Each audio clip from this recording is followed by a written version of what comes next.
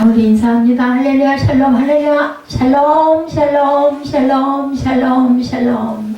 하나님 사랑합니다. 여러분, 주 안에서 사랑합니다. 오늘 창세기 9장 말씀이죠. 예, 노아가 포도나무를 심었더니 플랜터, 빈야드 이렇게 증거되어 있습니다. 우리 전체 한번 쭉 보죠. 예, 노아는 술에 취해서 결국은 자신의 자녀를 저주하는 실수. 이 원인은 뭐예요? 본인이 술 취한 게 문제예요. 자, 모두 노아가 포도나무를 심었더니 플랜트와 빈야드하고 나오죠. 예, 20절에서 노아가 농사를 시작하여 포도주를 심었더니 내 9장 시작에는 하나님의 노아와 그 아들들에게 복을 주시며 그들에게 이르되 생육하고 번성하여 땅에 충만하라. 창세기 3장 말씀과 같은 말씀으로 시작을 합니다. 홍수 후 방주에서 나온 노아와 그 자손에게 하나님께서는 뭐하라고? 생육하고 번성해서 땅에 충만하라고 축복해 주시죠. 그리고 인간이 먹을 수 있는 음식과 먹을 수 없는 음식을 규정하십니다. 하나님께서 노아와 그 아들들을 축복하시고 다시는 인류를 물로 멸망시키지 않겠다라고 말씀하죠. 우리 2절부터 쭉 봅니다. 땅의 모든 짐승과 공중의 모든 새와 땅에 기는 모든 곳과 바다의 모든 물고기가 너를 두려워하며 너희를 무서워하리니 이것들은 너희의 손에 붙였습니다. 모든 산 동물은 너희 먹을 것이 될지라 채소같이 내가 이것을 다 너희에게 주겠다. 먹을 것을 이렇게 주셨어요. 그죠? 그리고는 4절에 분이 뭐라고 말씀하고 계신가 봅니다. 그러나 고기를 그 생명되는 피째는 절대 먹지 말라고 그러시죠. 5절에 내가 반드시 너희의 피 곧 너희의 생명의 피를 찾으리니 짐승이면 그 짐승에게서 사람이나 사람이 형제면 그에게서 그 생명을 피로 찾겠다고 말씀하세요. 6절에 다른 사람의 피를 흘리면 그 사람의 피도 흘릴 것이니 이는 하나님이 자기 형상대로 사람을 지으셨습니다. 너희는 생육하고 번성하며 땅에 가득하여 그 중에서 번성하라 하셨더라. 8절에 하나님이 너와 그와 함께하는 아들들에게 말씀하여 이르시되 내가 내 언약을 너희와 너희 후손과 10절에 너희와 함께한 모든 생물 곧 너희와 함께한 새와 가축과 땅의 모든 생물에게 세우리니 방주에서 나온 모든 것 곧 땅의 모든 짐승에게니라. 내가 너희와 언약을 세운다. 다시는 모든 생물을 홍수로 멸하지 아니할 것이라. 땅을 멸할 홍수가 다시 있지 아니하리라. 12절 하나님이 이르시되 내가 나와 너희와 및 너희와 함께하는 모든 생물 사이 대대로 영원히 세우는 언약의 증거는 이것이니라. 13절에 내가 내 무지개를 구름 속에 두었나니 이것이 나와 세상 사이의 언약의 증거니라.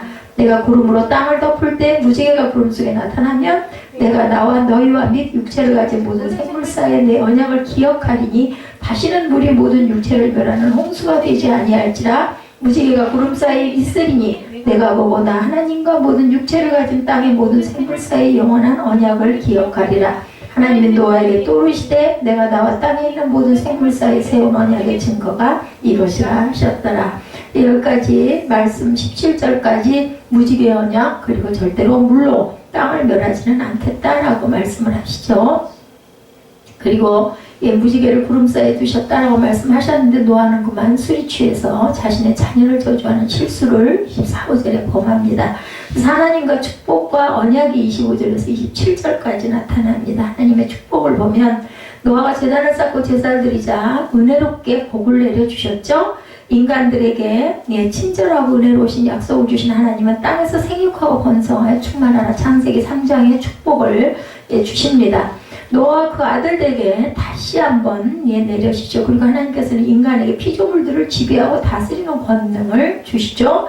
더 나아가서 살아있는 모든 동물들을 인간의 식물이 되도록 하겠다. 3절에 이렇게 말씀하셨어요. 우리가 쭉 지금 17절까지 읽어보고 그 이후에는 이제 노아와 그의 세 아들들에 대한 이야기가 오늘 본문의 중심이 되는 구절 18절부터 27절까지 사이에 나타나 있습니다. 조금씩 차례차례 보죠. 자손의 창대함의 축복을 레위기 26장 9절에도 주셨어요. 내가 너희를 돌보아 너희를 번성하게 하고 너희를 창대하게 할 것이며 내가 너희와 함께 내 언약을 이행하리라. 이렇게 레위기에서도 말씀하셨습니다. 생육하고 번성하고 땅에 충만하라는 말씀을 창세기 48장 4절에도 내게 이르시되 내가 너로 생육하고 번성하게 하여 네게서 많은 백성이 나게 하고 내가 이 땅을 네 후손에게 주어 영원한 소유가 되게 하리라 하셨느니라. 이렇게 축복하십니다. 피에 대한 강조가 4절에서 6절에 아까 나타나 있었죠. 우리 읽었죠. 고기를 그 생명째, 그 핏째 먹지 말라. 하나님께서 인간의 생명을 앗아간 자에 대해서 반드시 책임을 물으시겠다고 당신의 의지를 표현하심으로 인간 생명의 존엄성을 강조하십니다. 인간의 피는 고귀하다. 인간의 생명은 고귀한데 그것의 상징이 바로 피라는 거죠. 인간을 살해하는 자는 하나님의 형상을 파괴하는 자다 말씀하십니다. 그래서 사람이 형제를 살해하면 그에게서 그 생명을 내가 찾을 것이다. 5절에 보면 그죠? 네, 사람이나 사람의 형제면 그에게서 그의 생명을 찾으리라. 생명의 피를 찾을 것이다 라고 말씀하죠. 짐승은 짐승에서 의해서 사람이나 사람의 형제면 그에게서 그의 생명을 찾을 것이다. 다른 사람의 피를 흘리면 그 사람은 피도 흘릴 거다. 예, 그러니까 그게 바로 거죠. 눈에는 눈, 이에는 이로 내가 갚아줄 것이다 라는 말씀입니다.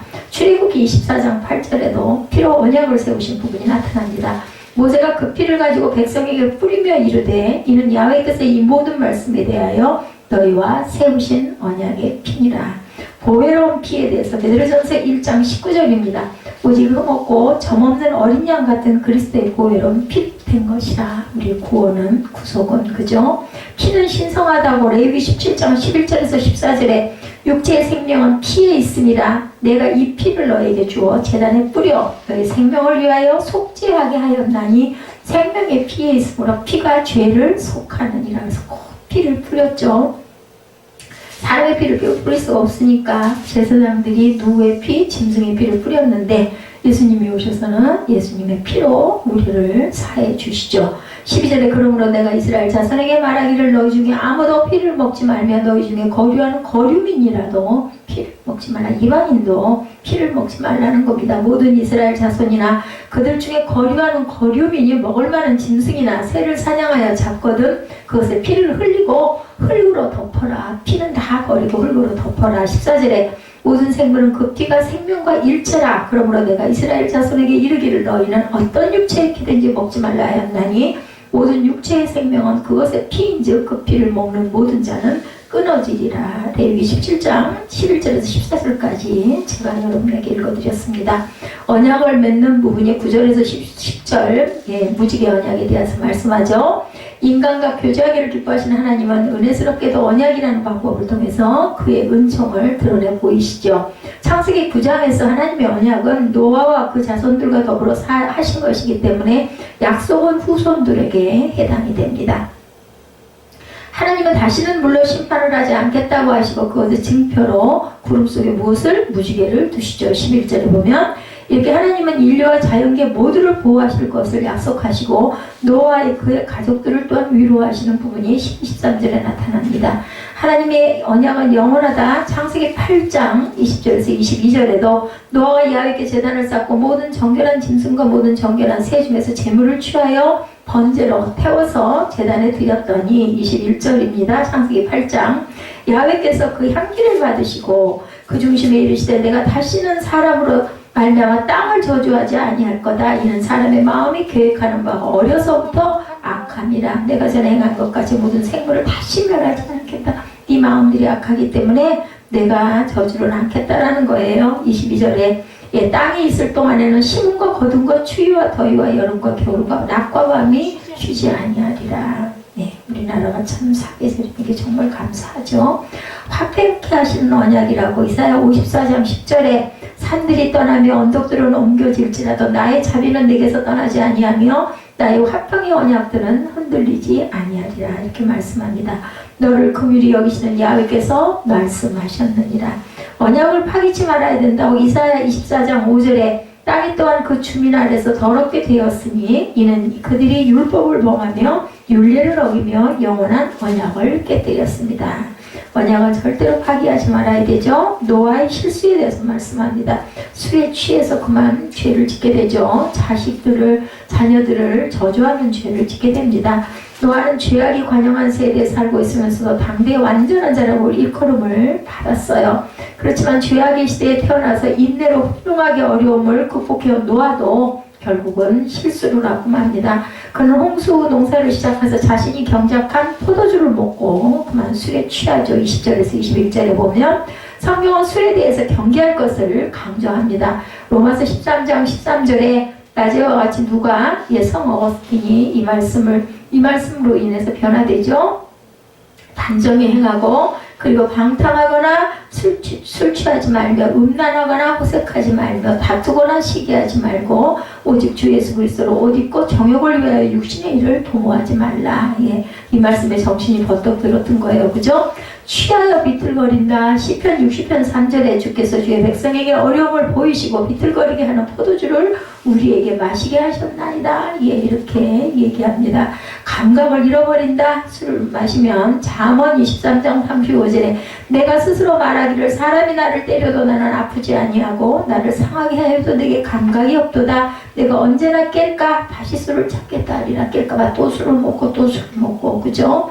자, 잠언 31장 5절이죠. 계속해서 술을 마시다가 법을 잊어버리고 모든 공고한 자들의 송사를 굽게 할까 두렵다. 송사도 온전하게 못해요. 그죠? 술에 취하면 수치를 드러내는 노아 21절에서 22절이죠. 포도주에 취한 노아는 장막 안에서 벌거벗은 몸으로 자죠. 매사에 조심성이 있고 하나님의 은혜로 말미암아 자신의 신앙을 잘 지켜나가던 노아도 고난과 유혹이 지나가 버리자 이내 방심하고 부주의해서 수치를 드러내고 맙니다. 농사해가지고 그죠? 잘 수확을 거두고 나서 기뻐가지고 막 포도주를 먹었는데 그 포도주를 너무 많이 먹었어요. 그래서 벌거벗음은 금지된 것이라고 출애굽기 20장 26절에도 말씀합니다. 너는 층계로 내 제단에 오르지 말라. 내 하체가 그 위에 드러날까 함이라. 예전에는 안에 입는 속옷이 없었대요. 그래서 겉옷을 두르고 위로 올라가면은 다 아래서 보면 들여다 보였다라는 거죠. 범죄라고 얘기합니다. 에스겔 16장 7절에 내가 너를 들에 풀같이 많게 하였더니 내가 크게 자라고 심히 아름다우며 유방이 뚜렷하고 내 머리털이 자랐으나 내가 여전히 벌거벗은 알몸이더라. 수치를 알게 된 인간에 대해서 창세기 3장 7절에 이에 그들의 눈이 밝아져 자기들 벗은 줄을 알고 무화과나 잎을 엮고 치마로 삼습니다.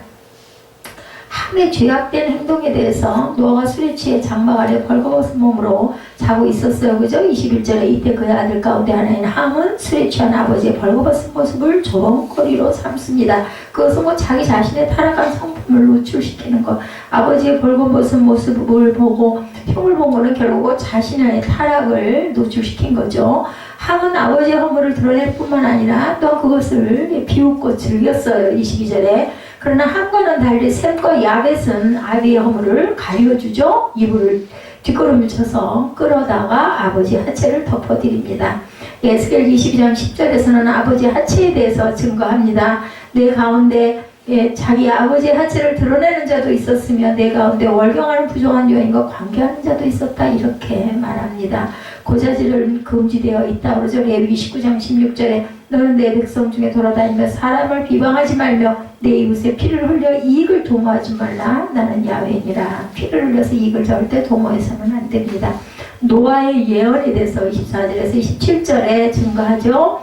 가나안을 저주하죠. 포도주를 마시고 취하여 자신의 수치를 보인 노아는 술이 깨자 제정신으로 돌아왔어요. 그래서 그는 술에 취했을 때 일어난 일들을 이제 알게 되죠. 노아는 가나안의 아비 함이 행한 일을 알고 함의 아들 가나안에게 저주를 선합니다. 25절에 노아는 가나안에게 그 형제의 종들이 조미 되리라 저주하죠. 26절에 저주는 화를 더하는 거라고 하죠. 신명기 29장 21절에 보면 야훼께서 이스라엘 모든 지파 중에서 그를 구별하시고 이 율법책이 기록된 모든 언약의 저주대로 그에게 화를 더하리라. 이 언약은 좋은 언약만 있는 게 아니라 저주의 언약도 있다는 것을 우리가 알아야 됩니다. 저주받은 자는 파멸합니다. 신명기 28장 20절입니다.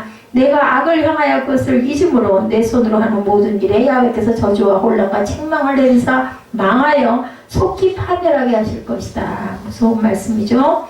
가나안에 대해서 창세기 10장 6절에 함의 아들은 구스와 미스라임과 붓과 가나안이다. 누구의 아들? 함의 아들이에요. 가나안은. 그리고는 셈과 야벳을 축복하시죠. 26절에 창세기 9장 26절입니다. 이르되 셈의 하나님 야훼를 찬송하리로다. 가나안은 셈의 종이 되고 셈의 종이 되어 가나안이 그리고 하나님이 야벳을 창대하게 하사 셈의 장막에 거하게 하시고 가나안은 그의 종이 되게 하시기를 원하노라 하였더라. 가나안은 전부 다 셈과 야벳의 종이 되었다. 그래서 흙들이다. 예,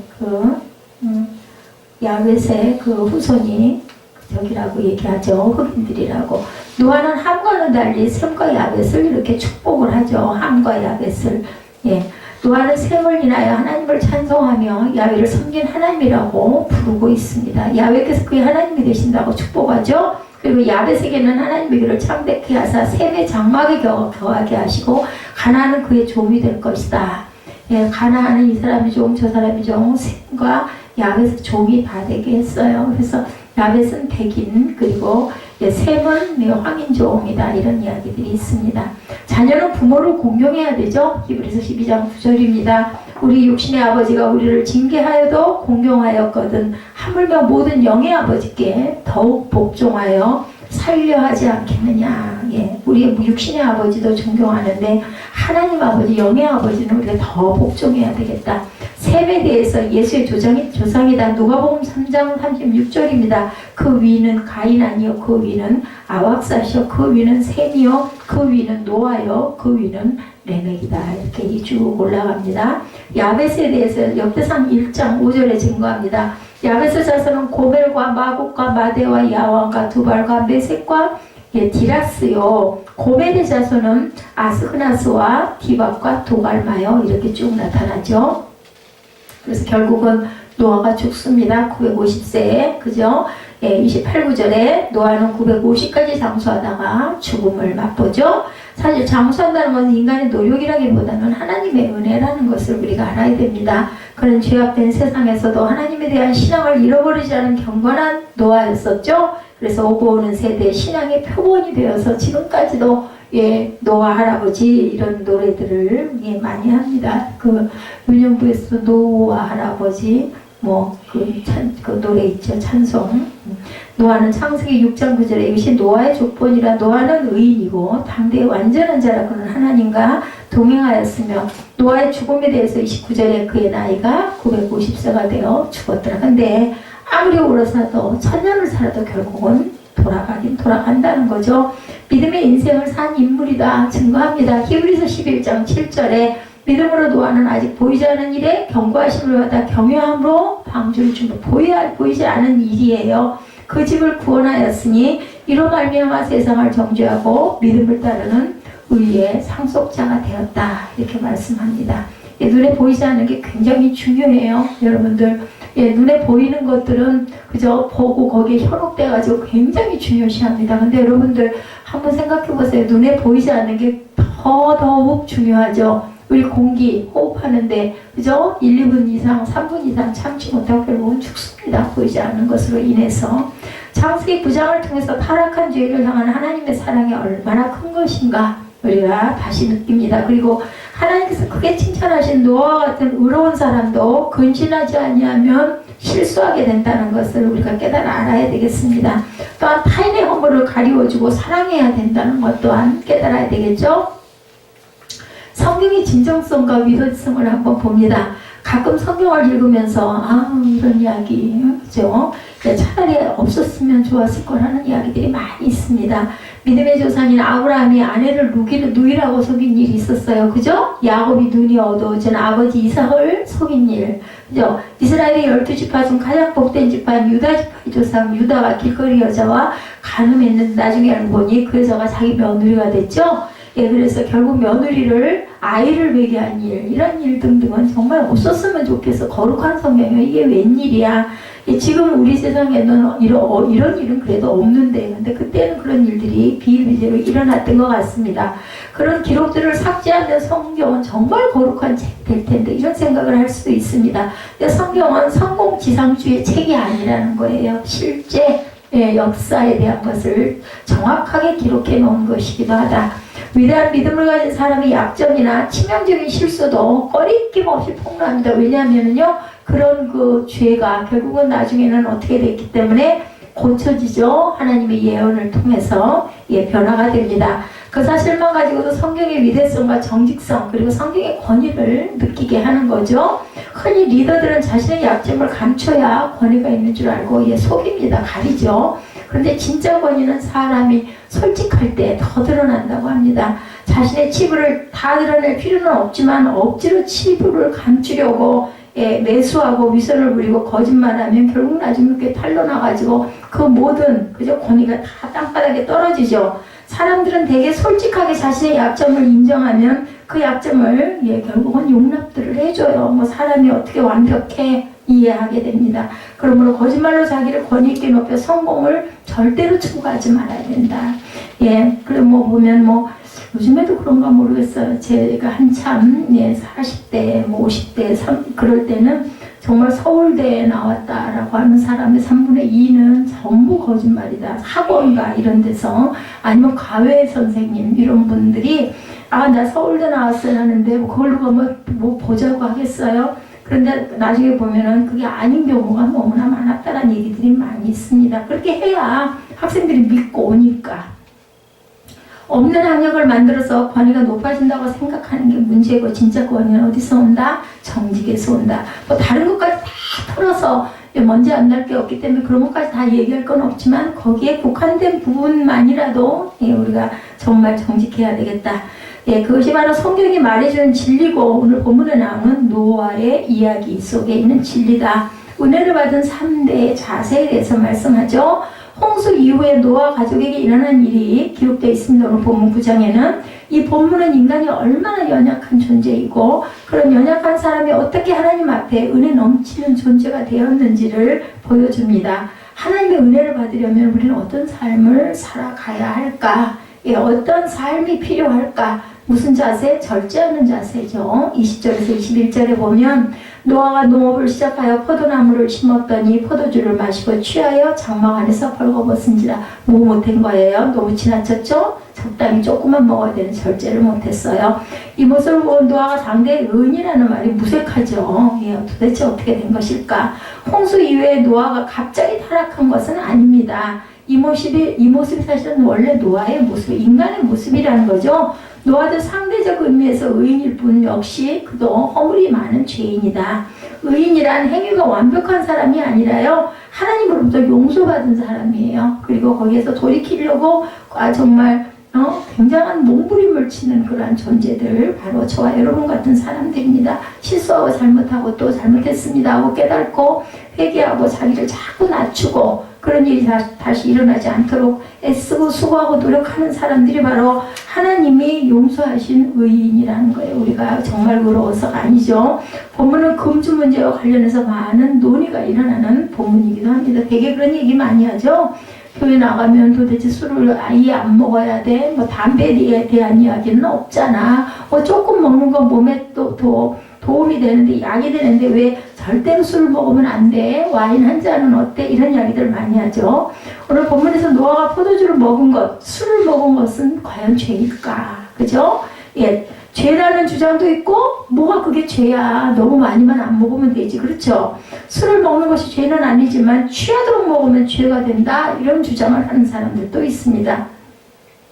엄밀히 말해서 포도를 먹는 것이 죄가 아니듯이 포도가 발효된 포도주를 먹는 것도 꼭 죄는 아니라는 거죠.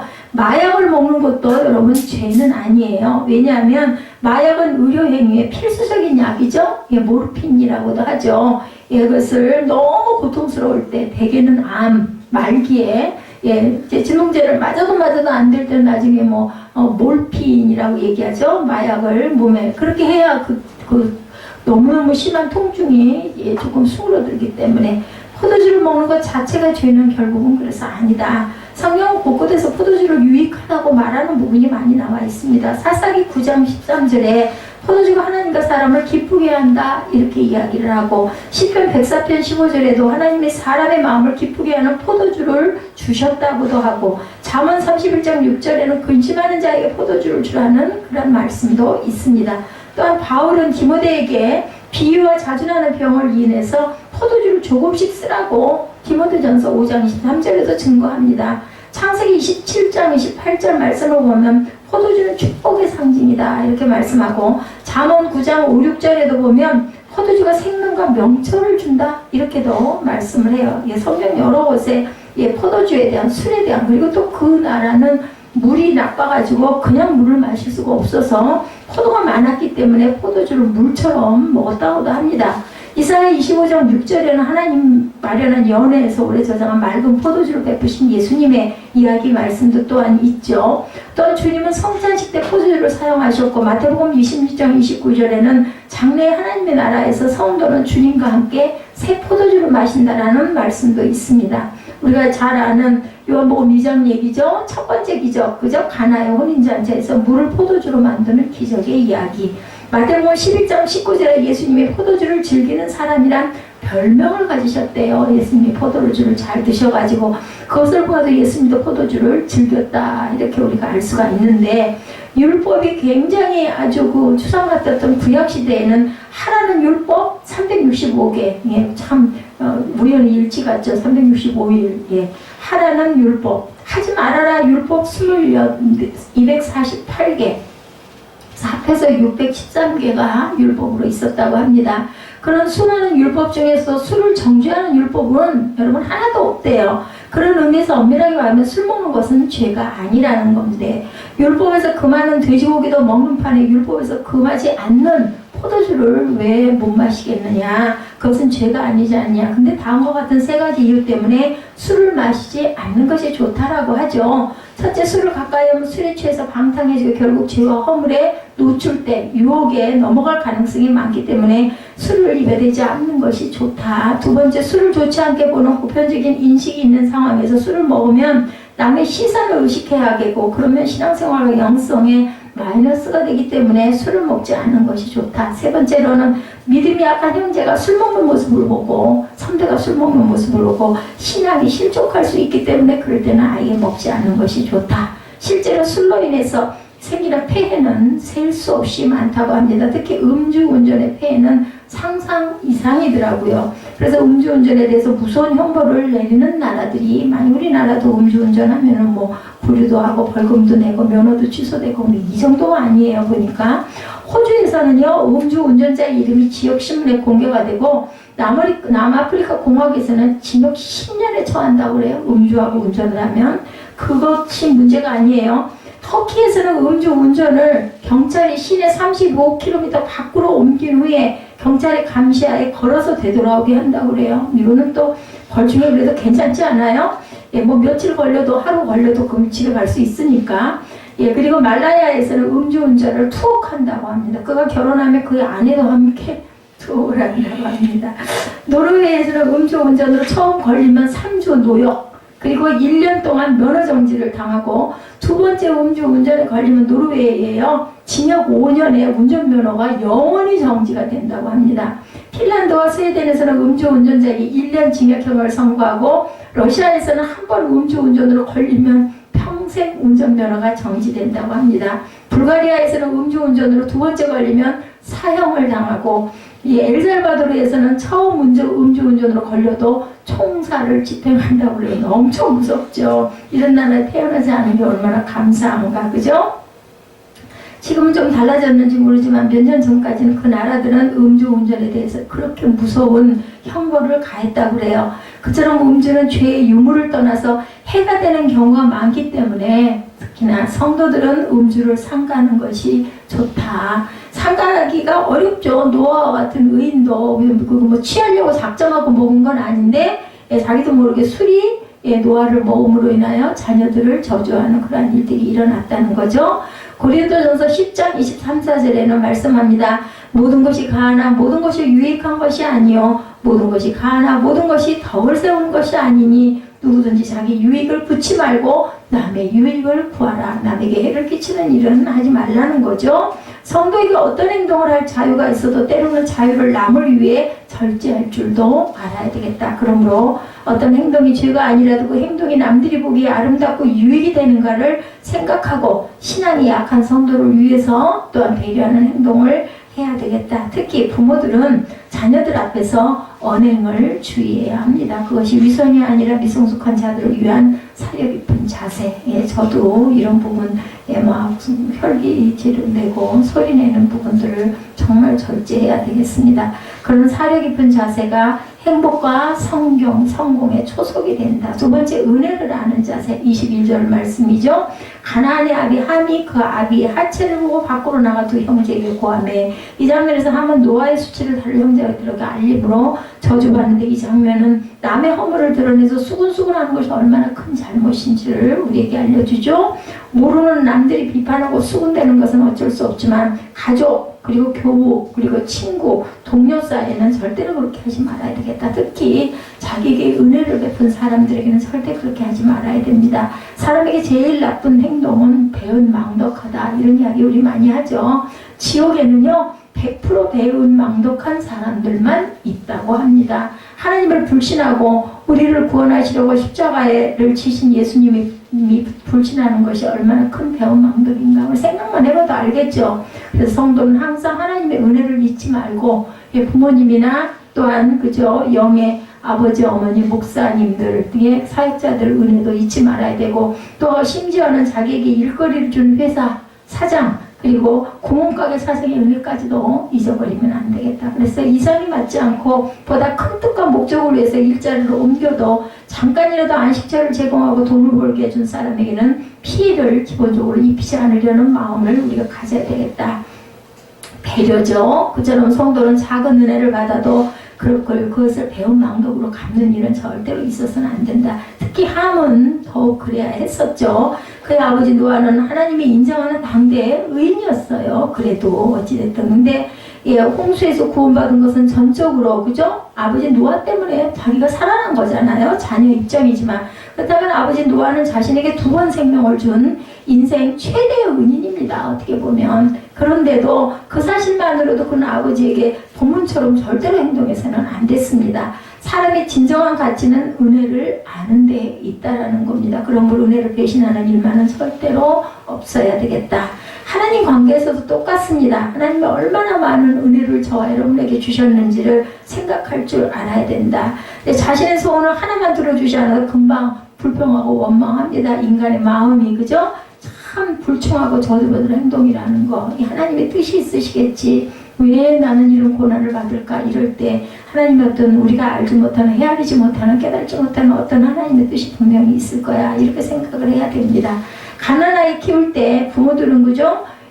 대소변 다 받아서 다 해주고, 지금은 종이기저귀들 한 번 하면 싸서 버리면 되지만, 예전에는 그거 다 빨아가지고 삶아가지고, 그죠? 또 말려가지고, 심지어는 다림질까지 했어요. 꾹꾹이 찌글찌글한 거. 비가 오고 나면은 말려서 냄새 퀴퀴 하면은 또 드라이로 말리고 해가지고 다림질 했죠. 그거 한 번 소변 보면 그냥 또 빨아야 되는데도 불구하고 작은 불평거리로 부모 은혜를 부정하는 것, 큰 잘못이라는 것. 교회 생활도 마찬가지예요. 자신의 영적인 성장에 누군가의 수고와 눈물과 기도가 있다는 것을 꼭 잊지 말고 생각해야 되겠다. 누군가 세례를 주었고, 누군가 말씀을 주었고, 누군가 기도해 주었고, 지금까지 내가 이렇게 건강하게 그저 살고 있는 거 하나님의 은혜고, 나를 위해 기도해 주신 분들의 은혜다라는 생각을 할 줄 알아야 되겠다. 그 은혜를 깨닫고 감사하는 것은 인간의 기본적인 도리입니다. 그렇지 않으면 뭐예요? 요즘 날 유은정 집사 그 얘기 하더라고요. 그렇지 않으면 그게 사람이 아니다. 짐승이요, 짐승. 그죠? 그걸 알면서도 우리는 나도 모르는 사이에 상처를 주고 아픔을 주고 마음을 아프게 합니다. 자, 보면은 어떤 분이 선교 그 회로 11절을 보내신 분이 있었다고 그래요. 그래서 메일로 물어봤다고 합니다. 이게 뭡니까? 하고 물어봤더니, 목사님 요새 목사님 말씀으로 너무 은혜를 받고 있어가지고 물로 갚을 길이 없어서 작은 부분이지만 제가 이렇게 11절을 신습니다. 그랬을 때 그 목사님이 그렇게 마음이 그 금전이 아니에요. 얼마나 그게 기뻤겠어요. 저는 막 구름 위를 둥둥 떠올라 있는 것 같은 마음일 것 같습니다. 이해를 합니다, 저는. 우리 경제적으로 어려운 거, 참 금전적인 부분이 참 필요하기도 하지만 그게 중요한 게 아니라 그것으로 은혜 받아가지고 너무나 기쁘다. 근데 조그만한 고등학교 1학년 학생이 전혀 은혜가 없고, 그러면 그 목사 그만둬야 되죠. 근데 나는 어땠나도 생각하고 돌아볼 줄 알아야 된다는 거죠. 경제적으로 어려울 때 일당 노동자들은 생존을 걱정한다고 하죠. 요즘 외국인 노동자들 많습니다. 그런 상황에서 드린 물질 정말 얼마나 귀한지 그 물질을 대하고 하나님께 하나님의 종들이 기도 안 하고 감사 안 하는 종들은 하나도 없어요. 그 선교에 부족한 형편을 하시고 오병이어를 보내주셨다라고 눈물로 기도하시는 그 선교사님들 엄청 많습니다. 보면은 작은 은혜라도 오래 기억하고 감사하고 은혜를 갚으려고 갚는 방법은 기도밖에 없습니다. 그 사람의 미래는 반드시 복된 미래가 될 것이다. 눈에는 안 보여요. 못 느껴요. 근데 내가 심은 그 작은 금전으로 인해서 내가 늘 기도를 받고 축복을 받는다는 생각을 꼭 해야 된다. 아까 말씀드렸죠? 공기는 우리 눈에 보이지 않지만 다른 것들은 눈에 보여요. 너무나 멋지고 아름다운 것들이 많지만 그런 것보다는 그 보이지 않는 것을 우리가 마시지 못할 때 단 4분, 5분만 공기를 마시지 못하면 결국 질식해서 죽는다라는 것을 절대 잊지 말아야 된다. 보이지 않는 것이 더 귀한 부분이 많습니다. 덮어주는 자세를 또 가져야 되겠죠? 24절에 노아가 술이 깨어 그 작은 아들이 자기 행한 일을 알고 누가 노아에게 함의 행위를 알려주었을까? 셈과 야벳이 고자질한 것이 아니죠? 왜 그랬을까요? 본인이 이불을 덮고 있잖아요. 금방 그렇게 다 알게 됩니다. 험담은 대개 보면 험담하는 대상에 그 말이 들어가죠. 그리고 들어갈 때는 진위가 왜곡되는 경우가 너무나 많습니다. 그리고 작은 험담도 그래서 우리는 좀 주의해야 된다. 교회에서는 특히나 교회에서는 악인이 이간질하려고 험담을 전해서가 아니라 묘하게도 기도해 주세요. 이러이러한 문제가 있으면 아유 제가 기도해 드릴게요. 근데 그냥 그 말이 조금 있으면 발이 달려가지고 아유 어떤 집사는 어떤 이런 일이 있었대. 이렇게 얘기하다 보면 결국은 그것이 흉거리가 되는 일들도 굉장히 많다. 그래서 교회 생활을 잘하려면 무엇보다도 입술을 잘 지켜야 되죠. 예루살렘 교회 초대 감독으로 교회 생리를 누구보다 잘 알았던 예수님의 동생 야고보가 야고보서에서 강조합니다. 뭐를 하라고? 입술을 지켜라 말하죠. 그처럼 함이 험담한 얘기를 듣고 당대의 의인인 노아는 인간의 기본 도리를 못하는 함에 대해서 25절에 저주를 선포하죠. 25절 보니 뭐라고 저주합니까? 가나안은 저주를 받아 그 형제의 종들의 종이 되기를 원한다. 종들이 되기를 원하는 게 아니라 그 형제의 종들의 종이 되기를 원하노라. 이렇게 저주가 됩니다. 노아야 내가 너무 심하구나라고 말하지 않고 오히려 그 말대로 되게 하시죠. 이 장면을 보면 배은 망덕이 얼마나 잘못된 삶인지를 알게 됩니다. 반면에 셈과 야벳은 23절 말씀을 보면 그들은 옷을 어깨에 메고 뒷걸음져 들어가 아버지 하체를 보지 않고 덮어주죠. 그처럼 누군가의 허물을 보이면 보이지 않으려고 뒤로 돌아서고 누군가의 허물이 들리면 귀를 막고 자기 안에서 너는 안 돼, 너는 불행한 존재라고 들려오는 내적인 음성도 결코 듣지 말아야 된다. 절대로 도움이 안 되는 것은 우리가 무시를 해버려야 됩니다. 그처럼 사단이 들어오는 통로를 막아야 우리의 영혼을 온전히 지킬 수가 있다는 거죠. 어떻게 보면 함에게 큰 잘못은 없는 것 같아요. 자기가 본 것을 그냥 사실대로 말한 거잖아요. 그죠? 그런데 세상을 살면서 그렇게 다 말하고 다 드러내고 다 따지고 살 수만은 없는 거라는 거. 그래서 우리가 가끔은 그죠? 침묵을 하고 삼켜야 될 때가 많이 있습니다. 만약 하나님이 우리의 죄를 다 드러내고 따지면 아무도 의인, 천국으로 갈 사람은 하나도 없죠. 하나님은 우리 죄를 덮어주시려고 독생자 예수님을 이 땅에 보내셨고 예수님은 우리의 죄를 대신 지고 십자가에 돌아가시면서 따지거나 비판하거나 절대로 변명하지 않았다. 그처럼 말해야 할 이유도 많고 자신의 말을 뒷받침할 정당한 이유들이 많아도 그것들을 털어놓고는 살 수 없는 것. 사람마다 가치관들이 다르죠. 그래서 내가 틀리다고 생각하는 것이 남이 틀리다고 생각하지 않을 수도 있다는 것. 그래서 맨날 그런 얘기 많이 나오죠. 다름을 인정해야 된다. 그러므로 때로는 공동체의 평화와 자신의 인간됨을 위해서 내 입술을 붙잡고 뒷걸음도 칠 줄도 알아야 되겠다. 만약 사람에게 현재만 있다면 말하고 싶은 대로 다 말하고 살 수 있지만 그렇지만 우리는 현재만 있는 게 아니죠. 그래서 성도는 참아야 하고 그리고 참을 수 있는 것 아까 말씀드렸죠. 우리 입버릇처럼 저한테 얘기한다고 그러시는데 하나님은 아셔. 결론은 사람이 할 수 있는 부분 너무나 억울하고 너무 속상하고 세상이 이럴 수가 있어 인데 어떡하겠어요. 그렇게 된 걸.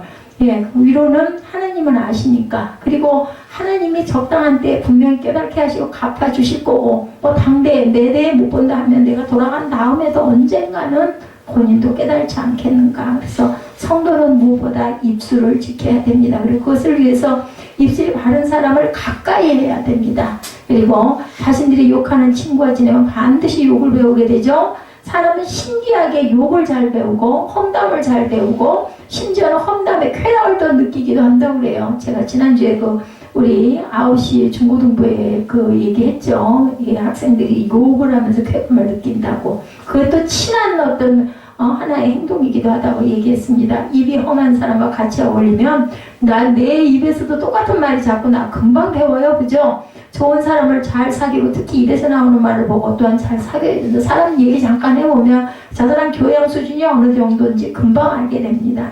어느 연립주택의 윗집과 아랫집에 앵무새를 키웠다고 그래요. 윗집 주인은 말이 고와서 앵무새도 말이 고왔는데 어땠을까요? 아랫집 주인은 말이 험해서 앵무새도 말이 험했다고 합니다. 어느 날 윗집 주인은 아랫집에 앵무새가 너무 말이 험한 것을 보고 좋은 말을 배우라고 아랫집 주인에게 며칠간 자기 앵무새를 빌려주었다고 해요. 어떻게 됐을까요? 며칠 후에 윗집 주인은 아랫집 앵무새가 변했겠지 생각하고 아랫집으로 앵무새를 찾으러 갔어요. 그러자 자기 앵무새가 옆에 앵무새에게 말합니다. 야, 주인 새끼 온다. 욕을 가르치려고 보냈는데 욕을 배워갖고 왔다는 거예요. 나쁜 거니까 금방 배운다는 거죠. 자기 그 착했던 앵무새가 아랫집 가서 좋은 거 좀 가르쳐주고 와라 그랬더니 그 앵무새 찾으러 갔더니 주인 새끼 온다 이렇게 얘기를 했더라는 겁니다. 이만큼 나쁜 말은 안 가르쳐줘도 잘 배워요. 나쁜 것들은. 그죠? 그러므로 사람의 영혼을 무시하면 안 되지만 나쁜 말 쓰는 사람은 우리가 되도록이면 피해야 된다라는 거지. 자신 없으면 피해야 돼요. 변화시킬 자신이 없으면. 그리고 그 변화시키는 것도 권면을 할 수 있지만 또 다시 말씀드리나 하나님이 하셔. 하나님이 우리가 해도 결국은 우리도 어떻게 돼요? 혈기가 나가지고 죄를 짓게 되기 때문에 그럼 차라리 안 보는 게 나을 수 있다라는 거죠. 입술을 잘 지키려면 먼저 귀부터 우리가 귀를 씻는다는 소리 많이 합니다. 사단은 끊임없이 공동체의 영혼을 파괴하려고 하죠. 2019년 그제 벽두에 제가 어떻게 보면 그 빌미를 제공했는지는 모르겠지만, 그죠? 1월 1일 신년 예배였었죠. 그것을 통해서 사단이 이렇게 아주 기가 막힌 일을 저지릅니다. 좋은 것은 감추고 나쁜 것은 키우는 허물을 자꾸 사단은 드러내려고 하죠. 그런 사단의 노략질에 영혼을 절대로 팔지 말고 흔들리지도 말아야 되겠다. 가끔 남의 허물을 들어야 사는 맛이 나고 자신이 의로워진 느낌을 받는 사람들도 있습니다. 나는 그렇지 않아. 이럴 때 있죠. 그래서 남의 허물이 들리면 즉시 귀를 쫑긋해서 듣습니다. 맞장구를 치게 되죠. 그런 마음이 다 사단이 준 마음이라는 것을 알아야 되겠다. 하나님의 말씀을 그렇게 귀 기울여 들으면 얼마나 좋을까요? 그죠? 근데 그런 말은 안 들려요. 남의 허물이 보이면 얼굴을 돌리고 뒷걸음질을 쳐버리자. 그리고 남의 허물을 절대로 카톡이든 전화로 옮기지도 말고 하나님께 영적 전화를 걸고 기도하는 것이 가장 온전한 방법이다. 저 자신이 그런 말을 할 자격이 있는지 먼저 성찰하게 하소서 하고 기도하십시다. 남의 허물을 비판하기보다는 덮어주게 하시고 말씀대로 살게 하소서 이렇게 기도해야 되겠죠? 그래서 교회 생활을 많이 한 장로님이나 권사님들은 나쁜 말이 들리면 즉시 귀를 닫고 그 자리를 피한다고 그래요. 그 자리를 떠나버린다고 합니다. 왜냐하면 그 결말을 어떻다는 것을 너무 잘 알기 때문에. 그리고 하나님께 간절히 기도한다고 합니다. 축복 유무는 작은 차이에서 비롯돼요. 그죠? 뭐든지 백지장 한 장 차이입니다. 마음을 함처럼 쓰느냐 샘과 야배처럼 쓰느냐 이것이 관건. 덮어주느냐 아니면은 비방하고 욕하고 험담하느냐. 인생은 선택입니다. 축복도 선택이죠. 우리는 선택의 순간에 함의 길이 아닌 샘과 야백의 길을 선택해야 합니다. 아니 이렇게 얘기할 때 너무나 잘 알아요. 근데 내게 다 닥치면 그죠? 너무나 마음에서 막 억울한 부분들이 막 쏟아지다 보니까 그런 것으로 인해서 우리가 막 혈기를 내게 됩니다. 축복을 또한 계승시킬 줄도 알아야 됩니다. 노아가 함에게 어떤 저주를 내렸어? 25절에 이르되 가나안은 저주를 받아 그 형제의 종들의 종이 되게 하기를 원하나. 이 저주를 보면 이상하죠. 왜 함을 저주하면서 함의 아들인 가나안을 저주했을까? 그죠? 함을 저주해야 되는데 이 문제가 있습니다. 예, 어떤 분들은 셈이 환인의 조상이고 야벳은 뭐 백인의 조상이고 함은 흑인의 조상이라고 저도 하나씩 이렇게 배우기도 했습니다. 그래서 셈의 후손인 환인은 영적인 축복을 받아서 모든 종교가 동양에서 뭐 생겨났고, 야벳의 후손인 백인은 번성의 축복을 받아서 미국, 그죠? 어떻게 선진국이 되었고, 함의 후손인 흑인은 저주를 받아 못 산다, 이런 얘기들을 많이 합니다. 근데 창세기 10장에 나오는 세 아들의 계보는 그런 그 주장을 뒷받침하지 않습니다. 그런 주장은 과거 백인들이 가나안은 형제의 종이 된다는 구절을 내세워서 흑인들을 노예로 삼는 것이 정당성을 부여하려고 꾸며낸 주장이라는 것들이 정설이라고 합니다. 그처럼 하나님 말씀을 자기 편의대로 절대로 해석해서는 안 되겠다. 그래서 신학이 필요한 거죠. 그런 주장이 잘못된 주장이라고 함의 후손이 하나님의 은혜에서 멀어진 것은 사실이에요. 사실 함에게는 자손에 대한 저주가 큰 고통이었습니다. 자신의 고통보다 여러분들 자녀의 고통이 부모에게 훨씬 더 큰 아픔을 주지 않습니까? 이것을 우리가 생각할 줄 알아야 합니다. 정말 자녀를 위하고 사랑한다면요, 잘못된 부분들은 엄하게 따끔하게, 성경에도 있잖아요. 친자식은 회초리를 들어서 친다고 말씀합니다. 자신의 잘못 때문에 자녀가 벌을 받는 것은 세상에서 가장 무서운 저주라는 것, 그죠? 그래서 내가 정말 심어서 자녀의 3, 4대까지 축복이 임하는 그러한 축복이 임하게 해야 되겠죠? 하나님의 은혜와 주님의 십자가의 사랑은 어떤 저주도 담대히 끊을 수가 있다는 것을 잊지 말아야 되겠다. 그렇기 때문에 진실한 마음이 있는 사람에게는 각에 흐르는 저주란 말은 더 이상 성립되지 않습니다. 그래서 이거 굉장히 싫어합니다. 근데 이런 이야기들을 많이 해요. 또 우리 그런 흐름이 보기에 있어 보이기도 합니다. 금방 당장이 좋아지는 부분이 아니다 보니까, 그래서 우리는 입술로 그런 부분은 일단 이제는 예수의 피로 다 사해졌다라고 고백을 해야 됩니다. 부모의 죄로 인해서 아들에게 저주스러운 환경이 펼쳐질 수가 있어요. 본문은 그 사실을 증거하죠. 무서운 사실입니다. 성도는 자녀의 신앙을 위해서 기도해야 하고, 무엇보다 배운 망덕으로 저주받는 가문의 시조가 되지 않고, 작은 은혜도 감사하면서 축복받는 가문의 시조가 되어야 된다. 그것이 바로 자녀를 위해 해줄 수 있는 부모의 가장 큰 유산이죠. 돈은 우리가 물려주면 금방 없어지지만 믿음의 유산을 잘 물려주고 가면 그 자녀가 자녀의 자녀 몇 대까지도 계속 그게 이어져 나갑니다. 예수를 믿는 그 가게들을 보면 쭉 예수를 믿어가죠. 예수가 처음 들어오는 가정은 어려움과 혼란이 굉장히 많지만 결국 거기서 승리하면 그 다음 때들도 다 예수를 믿게 된다라는 거. 특히 자녀를 교육할 때 은혜를 하는 교육을 반드시 시켜야 됩니다. 그리고 은혜의 삶이 획일화되도록 수시로 은혜의 중요성을 깨우쳐 줄 줄 알아야 됩니다. 아이가 나쁜 성적표를 받았을 때 어떤 어머니가 이 자식아 그것도 성적이냐 이런 이야기를 많이 하죠. 그러면 아이도 낙심이 되고 그 말 때문에 분발해서 더 좋은 성적을 거두지 않습니다.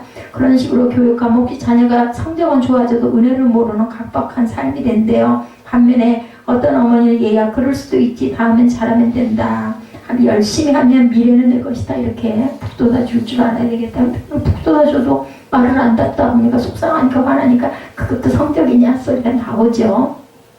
그리고는 그 다음날 맛있는 걸 사준다고 합니다. 근데 거기서 끝나면 안 된대요. 다음날 새벽부터 자녀를 위해서 집중적으로 기도를 해야 된다. 자녀에게 더욱 신경을 쓰고 지혜롭게 자녀의 공부 지도도 해주는 것, 그것이 은혜. 그러니까 뭐 은혜라는 게 그냥 하늘에서 뚝 떨어지는 게 아니에요. 내가 삶 속에서 열심히 노력을 해야 된다는 겁니다.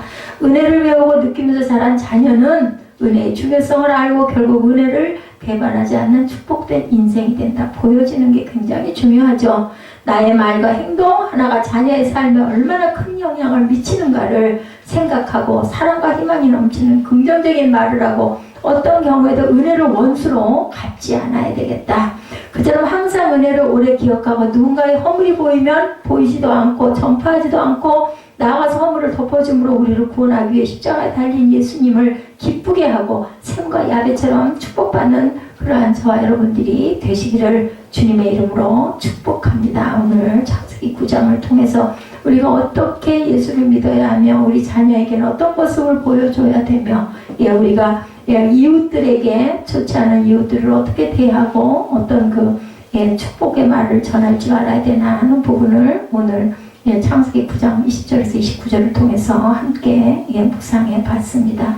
우리 아까 배웠던 찬양 다시 한번 하고 축도로 예배를 마치도록 하겠습니다. 사매로 와서